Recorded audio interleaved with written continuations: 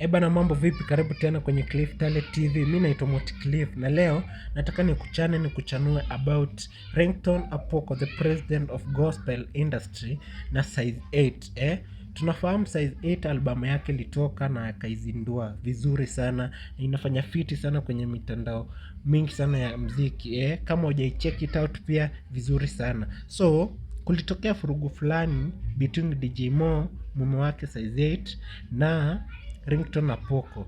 The time Size 8 alisema kama wewe ni a priest ukam kwenye stage. Ringtone akaamka akajinyanyua akaenda kwenye stage, but Size 8 akamwambia excuse, you are not a priest.